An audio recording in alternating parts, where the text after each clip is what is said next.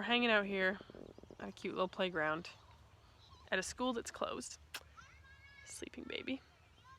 And I brought some books to do some book reviews for you. So I'm going to kind of group them together. Here's the first one.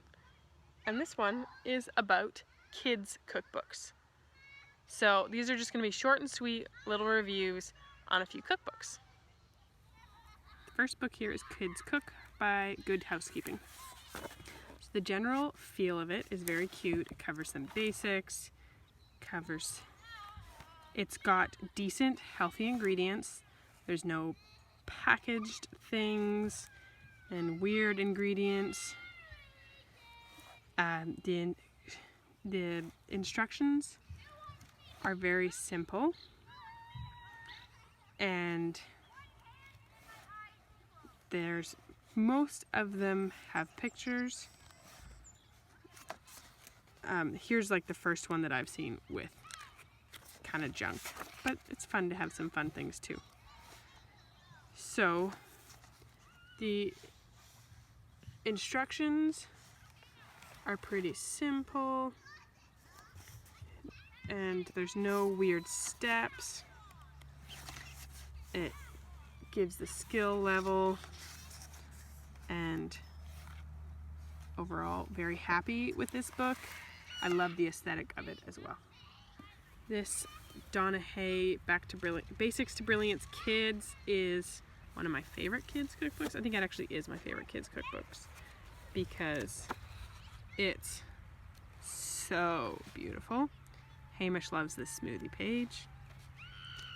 It's beautiful. It's got super clean ingredients and great recipes.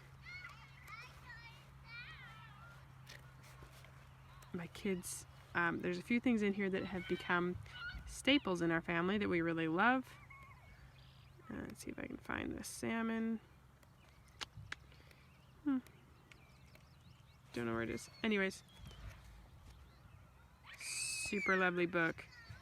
Highly recommend this as a kid's cookbook. This is the kids' favorite one, but honestly not my favorite one because it does have some weird things in it and the instructions are not always very clear. But the kids love looking at this one the best. The things we've tried out of here have been good. There's a lot of things that aren't really recipes and more like assemblies, like pizza. But they love looking at this book. This is the book they pull out to look at the most. And the cookies in this are really awesome. And this is the Klutz Kids Cooking. For me, what makes it more confusing is not having the ingredients in order. These cookies are very good though. But without having the ingredients in order, my kids kind of have a hard time tracking which they've added and which they haven't versus like going down a list. That's the only thing that makes it more confusing. This Little House cookbook I wanted to love so much because I love Little House, but honestly, it's kind of only terrific in theory.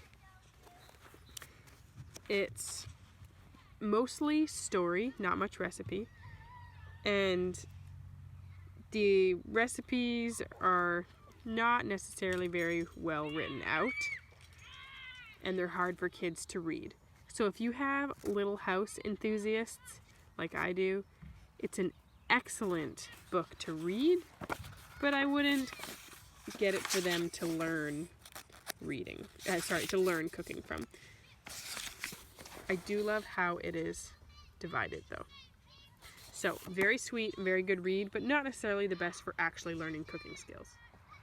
This last one here is an America's Test Kitchen, which made me excited because they're very well tested recipes. And I was interested to see how they felt about kids cooking. So there's lots of things for an older kid to read for sure, and it explains a lot of things as well as how-tos for different things. And it's written out really well. The method is well explained. It's got little things just like, you know, the normal America's Test Kitchen has on how to up your game a bit. It has basic things like quesadillas, you know, real lemonade, make it your way. So this one is great for a slightly older child who would be reading all the different things and not just looking at the recipe.